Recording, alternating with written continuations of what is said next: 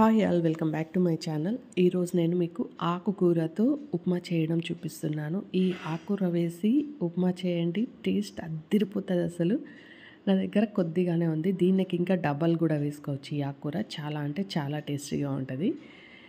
మరి ప్రాసెస్ చెప్పేస్తాను, వచ్చేయండి. ఇక్కడ నేను 2 కప్స్ ఆఫ్ రవ్వ తీసుకున్నాను. దాన్ని మంచిగా లో ఫ్లేమ్లో మాడకుండా స్మెల్ వచ్చే వరకు మనం ఫ్రై చేసుకోవాలి. ఎప్పుడైనా వంటలు చేసేటప్పుడు కొంచెం ఓపిక అనేది అవసరం. ఆ ఓపిక తెచ్చుకొని రవ్వని వేయించేసుకోవాలి. నేను చూపించిన కప్తో 2 కప్స్ తీసుకున్నా. ఇక్కడ నేను వేరొక ప్యాన్ పెట్టుకొని ఆయిల్ వేసుకొని దాంట్లోకి ఆవాలు వేసుకుంటున్నా, 3 పచ్చిమిర్చి అండ్ కరివేపాకు వేసుకుంటున్నా. పచ్చిమిర్చి ప్లస్ క్యాప్సికమ్ వేసుకుంటున్నా. నాకైతే స్పైసీ సరిపోయింది. మీరు కావాలంటే ఇంకొంచెం కారం తినే వాళ్ళైతే ఇంకొంచెం యాడ్ చేసుకోండి. పచ్చిమిర్చి కరివేపాకు మంచిగా వేగాక ఇక్కడ ఆనియన్స్ వేస్తున్నాను. ఆనియన్స్ కూడా మంచిగా కొంచెం ఫ్రై అయ్యాక దీంట్లోకి అల్లం పేస్ట్. ఉప్మాలోకి అల్లం వేసుకోండి, చాలా అంటే చాలా బాగుంటుంది. ఒకసారి వేసి ట్రై చేయండి, ఎంత బాగుంటుందో. నాకైతే చాలా ఇష్టం ఉప్మాలో అల్లం స్మెల్ తినేటప్పుడు వస్తుంటుంది చూడండి, అది చాలా అంటే చాలా బాగుంటుంది. అల్లం వేసుకున్నాక ఇక్కడ నేను వెజిటేబుల్స్ యాడ్ చేసుకుంటున్నా. ఫస్ట్ బీన్స్, క్యారెట్, క్యాప్సికమ్, ఈ 3 వెజిటేబుల్స్ వేసుకుంటున్నాను. మనకి ఆకుకూర అనేది తొందరగానే ఫ్రై అవుతుంది కాబట్టి ఫస్ట్ నేను వెజిటేబుల్స్ వేసుకొని వాటిని ఫ్రై చేసుకున్న తర్వాత ఆకుకూర వేస్తున్నా.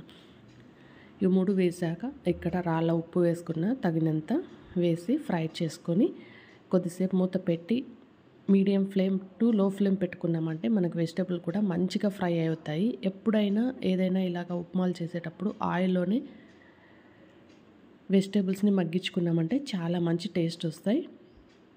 ఇప్పుడు నేను మూత పెట్టి ఒక 2 to 3 మినిట్స్ మగ్గించుకున్నా. చూడండి మంచిగా మగ్గిపోయాయి, మెత్తగా అయిపోయాయి వెజిటేబుల్స్. ఇప్పుడు ఆకుకూర తొందరగా ఫ్రై అవుతుంది కాబట్టి నేను ఇప్పుడు వేస్తున్నా మనం ముందుగా నేను చూపించిన సబ్బక్కి కూరాకు. దీన్ని ఇంగ్లీష్లో దిల్ లీవ్స్ అంటారు. చాలా చాలా బాగుంటుందండి ఉప్మా అయితే. ఒకసారి తప్పకుండా ట్రై చేయండి. ఈ ఆకుకూర దొరికిందంటే మాత్రం వదిలిపెట్టకండి, ఉప్మా ట్రై చేయండి, చాలా అంటే చాలా బాగుంటుంది.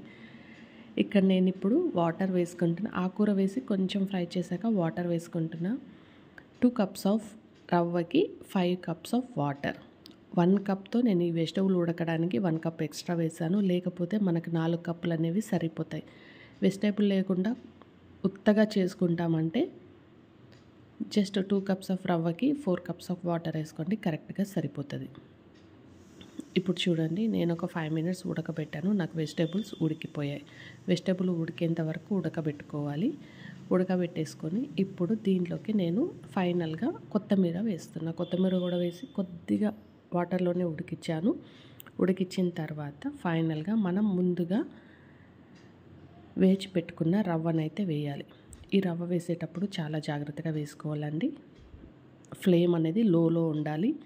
అండ్ రవ్వ వేసిన వెంటనే మనం గరిటెతో తిప్పాలి, లేకపోతే ఉంటలు గట్టిపోతుంది. అస్సలు తినేటప్పుడు నోటికి ముద్దలు ముద్దలుగా దొరుకుతాయి. అలా లేకుండా చేయాలంటే లో ఫ్లేమ్లో పెట్టి రవ్వ వేసుకోవాలి, వెంటనే గరిటెతో తిప్పాలి. ఈ గరిటెతో తిప్పేటప్పుడు నేను హై ఫ్లేమ్లో పెట్టుకుంటాను, ఎందుకంటే తొందరగా కొంచెం రవ్వ ఉడికిపోతుంది. మనకి మెత్తగా ఉండదు, చాలా పొడి పొడిగా వస్తుంది. అందుకని హై ఫ్లేమ్లో పెట్టుకొని ఒక 1 మినిట్ మంచిగా ఇలా కలిపామంటే మళ్ళీ ముద్దలు కట్టే ఛాన్స్ ఉండదు. ఇలా కలిపేసుకొని ఒక 1 మినిట్ తర్వాత నేను మూత పెట్టి ఉడకబెట్టుకుంటా రవ్వని. రవ్వ అంటే 2 నుంచి 3 నిమిషాల్లో మంచిగా ఉడికిపోతుంది. మధ్య మధ్యలో కలుపుకుంటూ చూసుకోండి. నేను మూత పెట్టి ఇప్పుడు చూస్తున్నా, చూడండి అస్సలు ఎంత పొడి పొడిగా వస్తుందంటే అంత పొడి పొడిగా. అండ్ అడుగున కూడా అడుగంటదు చూడండి, అడుగున అస్సలు అంటుకోలేదు, చాలా మంచిగా వచ్చింది. ఇలా ఒకసారి ట్రై చేయండి. ట్రై చేయకపోతే చాలా అంటే చాలా బాగుంటుంది. ఈ ఆకుకూర వేసి చేయండి, చాలా అంటే చాలా టేస్టీగా ఉంటుంది.